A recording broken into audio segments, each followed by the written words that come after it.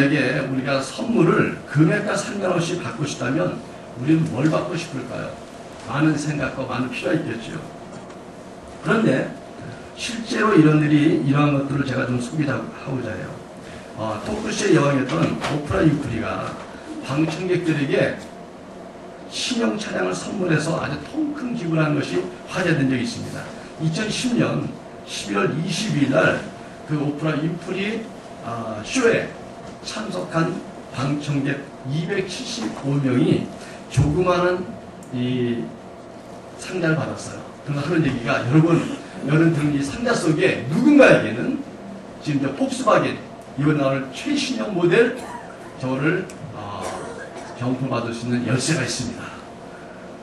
자, 여러분 중에 누가 행운의 주인공이 될까요? 그러니까 사람들이 흥분하고 와 하면서 기대하고, 자, 하나 둘 하면 열겠습니다. 하나 둘 셋 딱 열었습니다. 그랬더니 저쪽에서 내가 당첨됐어. 근데 갑자기 옆에서 내가 당첨됐어. 내가 당첨됐어. 나중에는 275명 모두에게 자동차 키가 있었던 것입니다. 그래서 저 폭스바겐 신모델을 275명 다 받고 그날 공간 다 내주고 아주 멋지게 차를 몰고 돌아간 그런 일이 있습니다. 근데 실제로 2004년도에도 이 윈프리는 276명의 방청객에게 폰티악 G6를 공짜로 다 나눠준 그런 일도 있었습니다. 여러분, 그런 생각할 때, 아니, 이 토크쇼에서는 왜 기업들이 이렇게 헛된 낭비를 하는가? 뭐 그렇게 많은 돈을 이렇게 줄 정도로, 이런 차를 줄 정도로 돈이 남아도는가? 이 쇼는 뭐 이렇게까지 오버하는가? 우리가 이렇게 쉽게 생각할 수 있지만, 여러분 입장을 바꾸면 달라요. 이 토크쇼에 광고를 30초짜리 내려면 100만 불이 들어간답니다. 30초 광고에. 여기 만약에 토크쇼에 나와서 오프라 윈프리가 어떤 책을 소개하면 그 책은 베스트셀러가 됩니다. 실제로 어떤 책을 소개했더니 5,500만 부가 팔렸답니다. 그러니까 거기에 소개만 되면 베스트셀러 작가 되는 것이고, 거기에 소개만 하면 그 상품이 그냥 올라가는 것이고, 그래서 기업들이 여기에 상품을 내려고 안달이 납니다. 그러니까 저 폭스바겐 275대를 줘도 그게 광고비로서 더 싸다는 거예요. 효과가 더 크다는 거예요. 그래서 그런 통큰 기부를 화제가 됐는데, 여러분, 이 기업들이 이 쇼에 상품을 준다는 것은 대단한 기회이고 대단한 영광인 것입니다. 우리는 그것이 내 얘기 아닐 때는 그 의미를 모르기 때문에 여러 가지 말을 할 수 있지만, 그러나 실제 들어보면 더 그렇게 유익한 일이 있기 때문에 이런 통큰 기부를 하고 또 그런 일을 통해서 사람들을 기쁘게 하는 거였죠. 그런데 성경에 이런 비슷한 일이 일어났습니다. 예를 들어서 여러분 생각해보세요. 어느 집에 신방한 목사님이 계시는데 선물을 받았는데 1,800만 원짜리 선물을 받았어요. 여러분 어떻게 생각하십니까? 혹시 그런 일이 아직은 그렇지만, 제가 우리 성도는 어느 가지를 신방했더니 그 성도님 저한테 무슨 선물 줬는데 아는 것이 1,800만 원짜리야. 어떠세요? 목사님이 타락해갖고 그런 거 비싼 걸 자꾸 받으라 그런 것만 좋아하시는 것 같고, 그 성도는 무슨 아부를 한다고 그렇게 하고, 뭐 여러 가지 말이 나올 수 있겠지만 실제 성경에 일어나는 일이거든요. 그 주인공이 누굽니까? 그 목회자가 예수님이에요.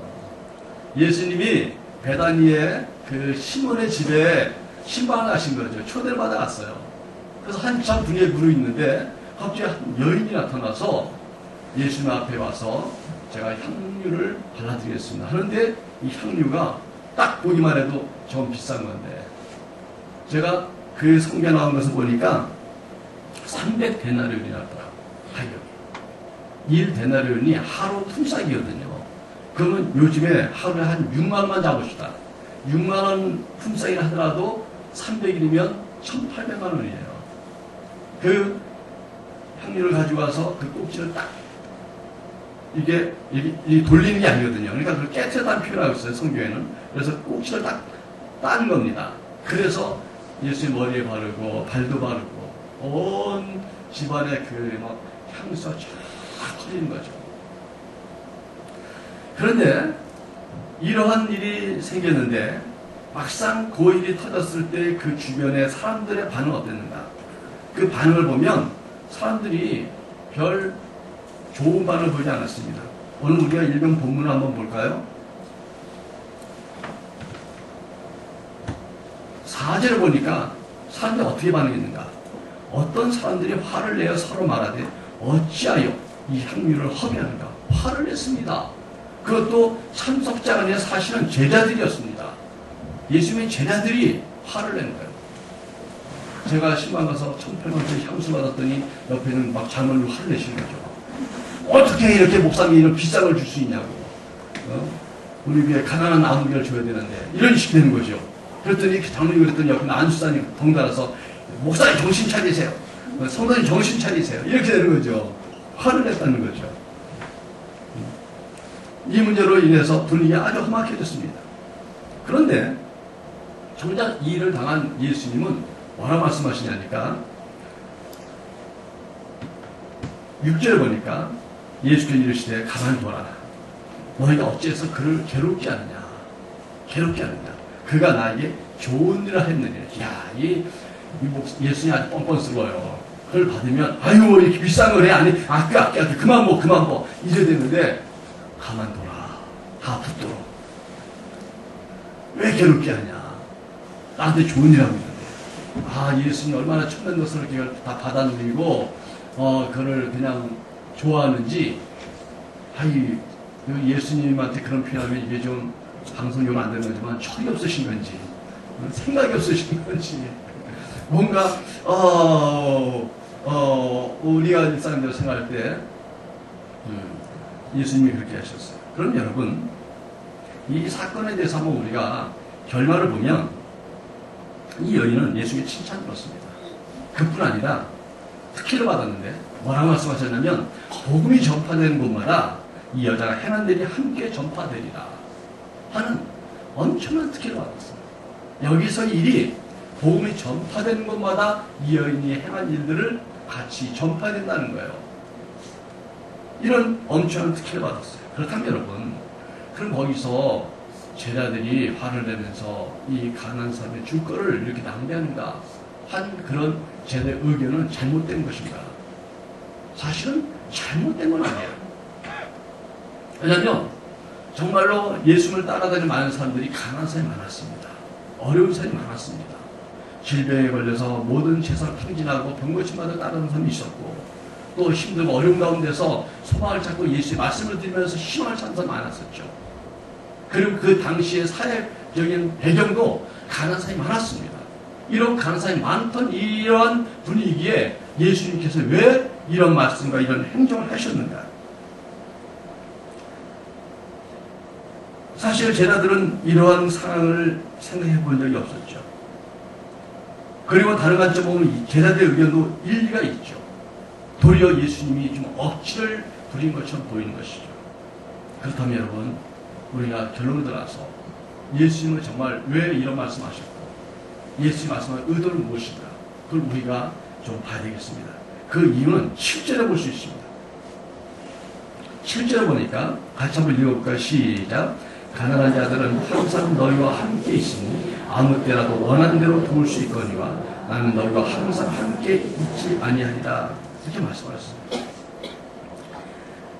가난한 사람들 동정하는 게 잘못됐다는 게 아닙니다. 그렇지만은 가난한 사람들은 다른 때에 도울 수 있는 기회가 있지만 지금은 그때가 아니라는 거야. 지금은 가난한 사람을 도울 때가 아니라는 거야. 지금 이 순간. 지금은 가난한 도는 이 구제보다 더 중요한 때라는 겁니다. 지금이 아니면 안 되는 그런 때라는 거야. 아니 향유 비싼 걸 굶는 이 때가 어떤 때길래 가난한 사람들의 입장을 좀 뒤로 미루고 나중 기회로 미루고 이것을 지금 하지 않으면 안 된다는 거야. 8절을 보니까 예수님이 이 말씀에서 볼지에 설명했습니다. 같이 한번 읽을까요? 시작. 그런 힘을 다하여 내 몸에 향유를 부어 내 장례를 미리 준비하였느니라. 지금은 주님의 장례를 준비될 때라는 거예요. 제자들에게 예수님이 몇 번씩이나 암시를 주었습니다. 예수님이 십자가에 죽으심으로 우리를 대속시키려고 한다는 것을 말씀하셨습니다. 그러나 제자들은 이 깊은 의미와 진정한 의미를 깨닫지 못했습니다. 지금 예수님은 십자가의 그 죽음을 향해 가고 있는 아주 긴박한 때를 맞이하고 있었는데, 그러나 이 제자들은 눈치를 채지 못하고 있었습니다. 여러분, 그렇다면 이 여인은 이런 일을 알고 이 일을 해냈는가?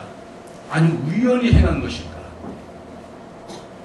요한복음 12장 3절에 보면 이런 말씀이 나옵니다. 마리아는 지극히 비싼 향유 곧 순전한 나드 한 견을 가져다가 예수의 발 앞에 붓고 자기 머리털로 그의 발을 닦으니 향유 냄새가 집에 가득하더라. 먼저 이 여인이 누군가 하면 마리아였습니다. 마리아였습니다. 그래서 요한복음 12장에는 마리아라고 그 이름이 나타났습니다. 마리아가 이 마가복음에는 그냥 한 여인이라고 표현되어 있는 것이죠. 이 마리아는 평소에 예수의 말씀을 귀담아 듣던 자였습니다. 마리아는 예수님께서 자기의 죽음을 3번이나 예고하신 것을 분명히 듣고 기억하고 있었습니다. 마가복음 8장 31절을 보니까 인자가 많은 고난을 받고 장로들과 대제사장들과 서기관들에게 버림받아 죽임을 당하고 사흘 만에 살아날 것을 비로소 그들에게 가르치시되, 분명하게 버림받아서 죽임을 당하고 사흘째 살아나겠다는 거죠.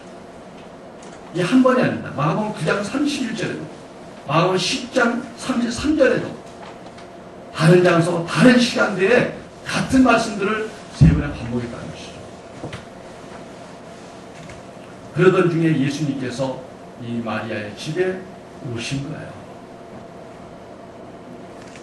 이 여인은 이제 옥합을 깨트릴 나에게 마지막 기회가 왔다고 그는 생각한 것입니다. 그래서 예수님께 어떤 일이 일어나기 전에 내가 할 수 있는 일을 해야겠다 하고 그 비싼 향유를 갖고 와서 예수님께 아낌없이 그걸 깨트린 것입니다. 예수님이 여인을 칭찬하신 것은 300데나리온이나 되는 향유를 드렸기 때문이 아닙니다. 예수님의 칭찬은 이 여인이 평소에 예수의 죽음에 대해서 이야기를 잊지 않고 기억했다가 일부러 향유를 부어 드린 것에 대해서 칭찬하신 거예요. 그리고 이 예수님은 여인의 행동이 주님의 죽으심을 기념할 만한 대단한 일이라고 의미를 부여하신 거예요. 여러분, 오늘 우리가 성찬식하는 것도 예수님이 내가 너희들을 위해서 죽은 것을 너무 또 과대해서 이렇게 생각하지 말고 잊어버려라. 그냥 됐다. 이러지 않으셨습니다. 너희가 모일 때마다 이것을 기념하라. 이것을 행하라 말씀하셨습니다. 왜? 이거는 예수님의 자랑이 아니라 이 일을 통해 너희들이 구원받은 걸 잊지 말아야 되고, 이것을 통해 너희들이 하나님의 자녀가 된 걸 잊지 말아야 되고, 너희 죄가 씻는 모든 기회가 오로지 예수님의 보혈 십자가의 죽음으로 된 것을 너희가 잊으면 안 된다는 거예요. 여러분, 우리는 살다 보면요, 죄를 많이 져요. 어떤 때는요, 예수 믿는 게 부끄러워요. 어떤 때는 교회 나오는 게 부끄러워요. 어느 날 찬송 부르기가 죄스러워요. 어느 날 기도할 때 말이 안 나옵니다, 여러분. 그럴 때 기억해야 돼요. 나 같은 죄인을 위해서 그분이 죽으셨다. 이걸 할 때마다 내가 죄인이었고, 그러나 예수 피로 내가 구원받았지 내가 의로워서가 아니구나. 이걸 깨달는 것입니다. 이 엄청난 이 십자가의 이 죽음의 그 의미를 예수님은 강조하고 강조하는데, 이걸 깨닫고 이걸 감사해서 향유를 깨뜨린 이 여인이 얼마나 아름답고, 이 여인의 행위가 얼마나 주님을 감동시켰고, 십자가 의미를 더 강조하고 싶었는데 이 여인의 향유 사건을 통하여 이걸 더 강조했다는 것이죠. 그래서 복음이 전파되는 건 전파되려요. 여러분, 주님이 십자가를 지심으로 우리 인간의 죄를 담당하신 것은 그 무엇보다 중요한 일입니다. 이 일은 구제나 봉사보다 더 우선시돼야 됩니다. 그러기에 이 복음을 전한 사명 또한 그 무엇보다 소중하고 중요하고 우선시돼야 될 것입니다. 오늘 세례를 받으신 분들도 이 세상 그 무엇보다 소중한 생명을 구원받은 사건이라는 것을 잊으면 안 되고, 그 구원의 은혜를 잊으시면 안 되겠습니다. 감사하고 감격해야 됩니다. 이 세례를 통해서 주님의 자녀가 된 것을 가볍게 여기시면 안 됩니다. 오늘 성찬에 참여하시는 모든 분들도 내가 받은 이 구원이 얼마나 감사하고 소중한지를 다시 한번 기억하고 기쁨으로 참여될 줄로 믿습니다. 여러분, 그렇다면 이 여인은 어떻게 이런 일을 할 수 있었을까요? 이 여인의 헌신은 예수님이 오신 이유를 분명히 알았기 때문에 할 수 있었습니다. 평소에 말씀을 들으면서 이 복음의 진리를 깨달은 것입니다. 저는 사실을 가끔 많이 놀랍니다. 보기에는 그 예수 잘 믿는 것 같고 오래 믿는 것 같은데 어느 날 만나서 얘기해보면 믿음이 하나도 없는 사람들을 만났어요. 믿음이 있는 줄 알았더니 나중에 결론 질 때 보니까 아, 믿음이 없었구나 할 때 정말 깜짝 놀랍니다. 향유의 가치나 사람의 시선이 아무런 문제되지 않습니다. 여러분. 주님이 오신 목적을 생각할 때 우리가 기쁨으로 그분을 환영하고 받아들이고 보면 진리 가운데 서될 줄 믿습니다. 이 여인은 오직 십자가의 보혈만이 우리를 구원하신다는 것을 확실하게 알았습니다. 이 기가 막힌 하나님의 사랑이 예수의 십자가만을 통해서 우리에게 구원이 오고 있다는 걸 깨닫는 것입니다. 여러분, 저는 정치를 모릅니다. 그런데 이명박 대통령이 구속이 됐어요. 그분이 많은 부인을 하고 인정하지 않지만 검찰은 많은 증거를 가지고 아주 압박해 들어가고 있습니다. 결국 어떤 건 잘못 오판된 것도 있겠지만 어떤 건 죄를 잡아낼 거예요. 도망갈 길이 없는 겁니다. 여러분. 계속 쪼여드는 거예요. 우리가 하나님 앞에 섰을 때 내가 너를 왜 천국에 들여야 되느냐, 내가 너를 왜 구원해야 되느냐, 내가 너를 왜 나의 자녀를 인도해야 되냐, 그 이유를 나에게 말해보라고 말했을 때 여러분, 우리는 100가지 많은 이유가 있는 것처럼 말하지만 다 헛되고 아무것도 안 했을 때 오로지 내가 죄인인데 주님이 나를 위해 죽으셔서 내가 구원받은 것을 나는 믿습니다. 그건 하나님의 약속이셨고 우리 주님이 하신 거였고 나는 그것밖에 모릅니다. 내가 있는 지식은 아무것도 아니에요. 내가 했던 봉사와 구제와 선교와 수많은 하나님에 드렸던 예배들도 다 내놓고 주님이 나의 구세주시고 주신 도리를 난 믿습니다. 그 말 한마디 맺기는 정답이 없는 겁니다. 여러분, 우리가 예배를 왜 드립니까? 예배를 왜 드려요? 구원받기 위해서 예배 드리는 거 아닙니다. 여러분. 구원받았기에 감사해서 예배 드리는 거예요. 우리가 봉사를 왜 합니까? 구원받으려 봉사합니까? 아니요. 구원받은 은혜가 감사해서 봉사하는 거예요. 우리가 선교를 왜 합니까? 우리가 이름을 높이려고 선교합니까? 아니요. 주님 주신 은혜가 기가 막혀서 그 은혜 감사해서 할 길이 정말 나도 이 복음을 전하는 것밖에 없다고 하는 겁니다. 우리의 모든 신앙은 구원 이후에 이루어진 겁니다. 구원받지 못한 자는 주님 앞에 예배 드리는 것이 다른 예배 없습니다. 구원받지 못한 자가 드릴 수 있는 예배는 회개 기도밖에 없습니다. 주님, 내가 죄인입니다. 주님, 내가 죄인입니다. 내가 내 죄를 깨달았습니다. 하나님 앞에서 내 죄를 깨달았습니다. 나를 용서하세요. 내가 죄인입니다. 나를 구해달라고 주님 앞에 자기의 죄를 회개하고 자체로 맡기는 구원받지 못한 자들이 드시는 예배는 없습니다.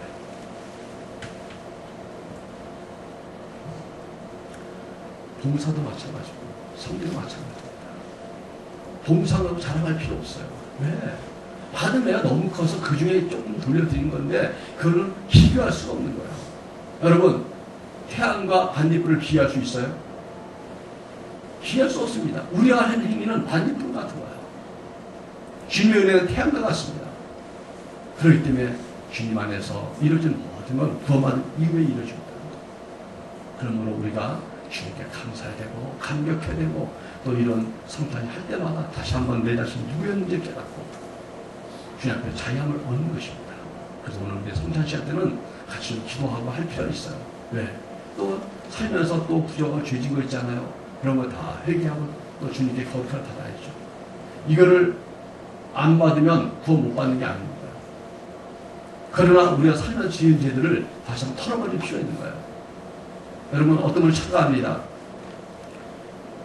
저도 20대 때 그런 좀 알레브레카라는 그런 질문에 빠진 적이 있어요. 어떤 분한테 그런 질문을 하더라고요.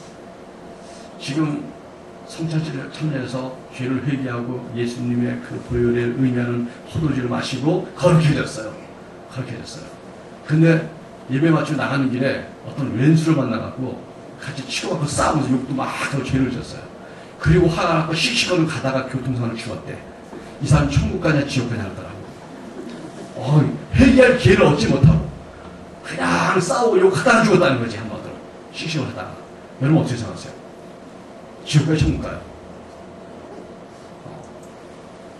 제가 여기서 복잡하게 얘기할 수는 없어요. 그죠? 결론은 그 천국 갑니다. 왜? 우리는 구원받은 사람인데 구원받은 사람도 인간인지라 죄를 짓지만 이 죄가 지옥 가게끔 다시 한번 되는 그런 죄는 아니에요. 하나님께서 우리를 죄인이었는데 우리를 하나님의 자녀로 받았던 것은 입양하는 것 똑같아요. 양자로 받아들인 거예요. 양자로 받아들이면 이 양자가 와서 고맙습니다 하고 잘해야 되는데 가끔 사고도 칩니다. 근데 사고 한번 치면은 욕 한 번 하면 넌 다시 호적에서 파버려고 합니까? 아니요. 이방에서 자녀를 받았기 때문에 잘못을 해도 또 훈계하고 가르치고 다스려 자꾸 사람 만들어가는 것이지 죄 한 번 지면 버려버리고 또 다시 회개하면 또 받아주고 이방했다 그냥 호적에 파버렸다 계속 그걸 하는 게 아닌 것입니다. 그러니까 우리가 예수 믿고 살다가 죄를 짓더라도 여러분 가장 빨리 회개하고 돌아온 게 올바른 자세일 뿐이지 그것 때문에 지옥 가는 건 아닌 것입니다. 아멘? 그러니까 우리가 정말 주님의 은혜로 구원을 확신하냐 중요한 것입니다. 근데 받은 것처럼 착각하는 사람들, 받은 척하는 사람들은 안 된다 이거죠. 그 기준이 우리의 마음 중심이 있는 것이고 내 양심이 있는 것이고 또 하나님이 아십니다.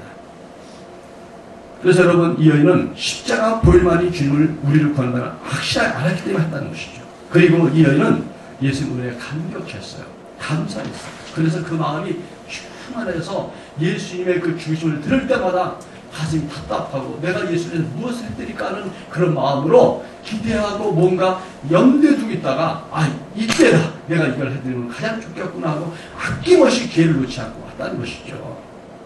여러분 이 여인은 향기를 아낌없이 붓고도 남을 만큼 주님의 은혜를 알고 헌신했던 것입니다. 이 여인의 성김은 즉흥적이거나 충동적이지 않았습니다. 평소의 말씀을 들으며 쌓아둔 은혜의 결실이었던 거예요. 이 여인은 예수님을 섬길 수 있는 기회를 놓치지 않았던 것입니다. 그분을 섬길 수 있는 기회 왔을 때 빠르게 헌신하고 반응했던 것이죠. 사랑하는 성도 여러분 오늘 이 여인의 행동을 보면서 무슨 생각을 했습니까? 혹시 300데너리라는 그 금액이 나에게 혹시 부담스러운 것은 아니었습니까? 혹시 어떤 분은 나에게 그런 옥합을 비싼 걸 깨뜨려 할까봐 겁을 먹지는 않았습니까? 아니면 난 아무것도 없으니 난 이 여인과는 아무 상관이 없다고 생각하지 않습니까? 사람들은 누가 얼마를 드렸는가 자꾸 집중을 합니다. 그러나 그러한 시기심이나 그런 교만이나 비교식보다는 도리어 주님을 바라보고 감사한 마음을 키우는 게 더 옳습니다. 이 여인은 그냥 옥합을 깨뜨린 게 아니라 이 여인의 가장 아름다웠던 것은 예수님께 헌신할 수 있는 기회를 놓지 않은 것입니다. 때에 맞는 선물이 사람을 기쁘게 합니다. 저도 가끔 돌아오면 후회할 때 있어요. 그때 뭘 이렇게 줄 걸, 그때 뭘 선물할 걸, 그때 고맙다는 말을 할 걸. 그런 것들이 가끔 이렇게 그때 미치겠다 느껴요. 오늘도 전 오후 예배 마치고 이제 필리핀으로 선교를 가기로 지금 약속해서 지금 준비가 다 됐어요. 근데 막상 가려다 보면 제일 걸린 게 뭐냐면 처음에는 이번엔 그냥 갑니다. 그냥 말해놓고 막상 가려면 그래도 뭐라도 하나 들고 와야지.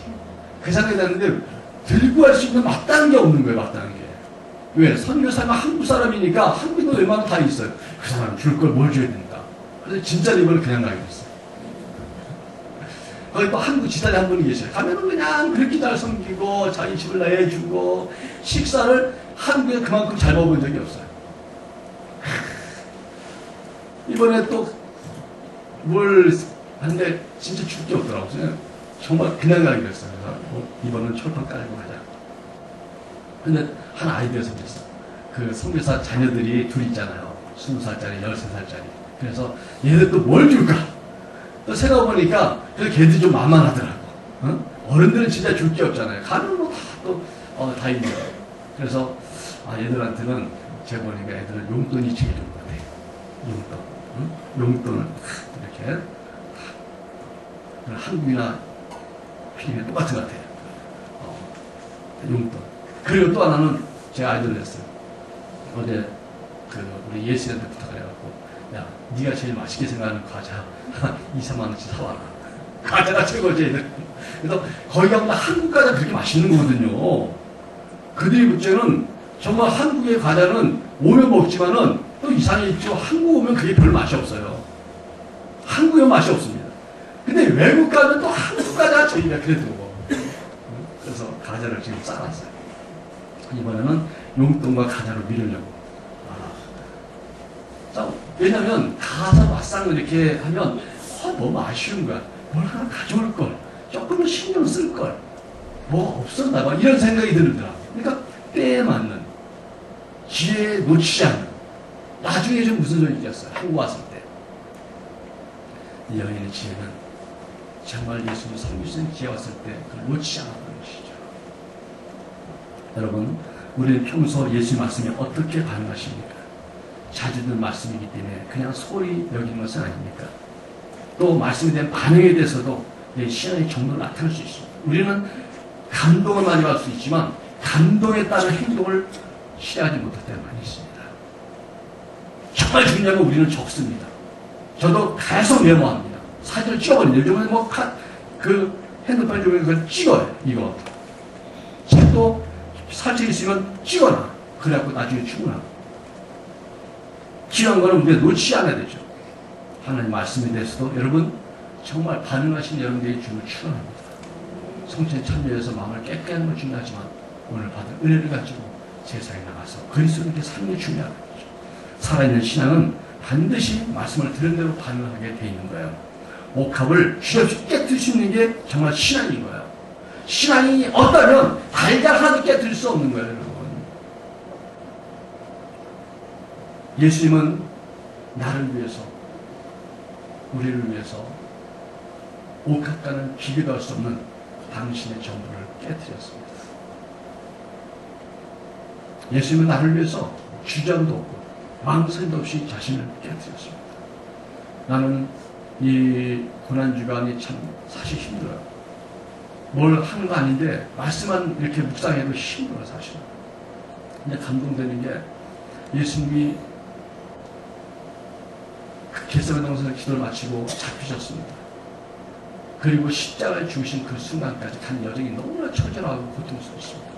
근데 예수님은 너무 감동스럽게 말하면 우리를 위해 죽으시려고 스스로 자원하신 분이신지 또 믿음이 있으시고 하나님 아들이시기 때문에 그런지 몰라도 한 번도 그 고통과 고문과 그 배신과 그 외로움 속에서 한 번도 그를 싫어하는 내색도 없으셨고 부인하지도 않으셨고 변명하지도 않으셨고 어떻게 보면 살려달라고 비명 한번 제대로 지르지 않으시고 고통을 그대로 가감없이 그러다 받으셨어요. 너무너무 처절한 그 고통을 받으셨어요. 왜? 그 구원을 완전히 하시면 우리에게 있는 엑기스 그대로 뭔가 비겁하고 조금 오염되고 조금 뭔가 약간의 오해 섞여 있으면 그런 거 하나 말 한마디 없으시고 그대로 온전히 정말 도산에 끌려는 어린애처럼 끌려가셨어요. 변명하지 않으셨어요. 십자가에 죽으시는 그 매달린 순간에도 그 목마름이 엄청난 겁니다. 사람은요 죽으면요 이 십자가 달리면 처음에 피가 흘리고 난 다음에 그 다음에 물이 나온답니다. 물이 나오면 이제 온몸이 말라 비틀어지는 거거든요. 그게 십자가 무서운 형벌이에요. 고통을 오랫동안 당하게 하는 거예요.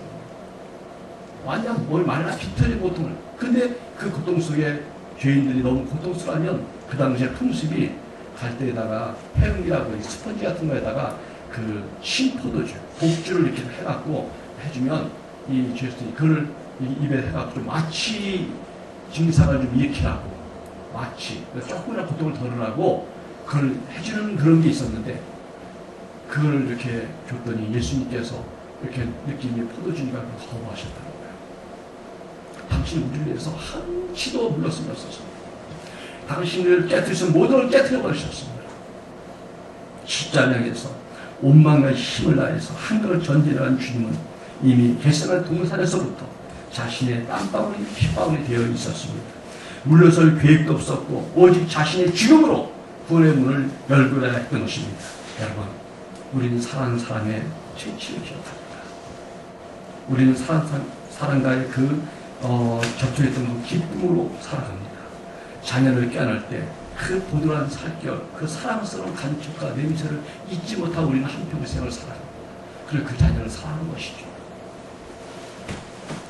주님이 가시는 그 외로운 길을 홀로 걸으실 때 그를 위로할 사람이 아무도 없었고 위로할 길이 없었지만 주님은 그 외로운 길에서 그 여인이 깨뜨렸던 향유 냄새를 기억할 수 없을 것입니다. 채찍으로 얼룩진 비릿한 피냄을 뚫고 들어온 그 향기가 예수의 마음을 취하게 했고 십자가 위에서 정신이 아득해질 때마다 흘러들어온 그 향기가 그분의 마음을 따뜻하게 해주었습니다. 오늘 주님에게 잊을 수 없는 그 향기를 선물하시다.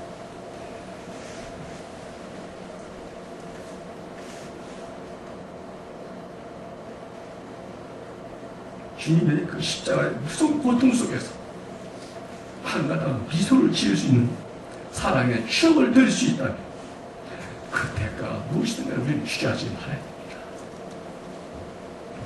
오늘 성찬은 그 문구가 바꿀 수 없는 주님의 은혜를 주신 예수님의 사랑을 기억하면서 나도 주님을 섬길 수 있는 기회가 있다면 내 옥합을 깨뜨리겠습니다.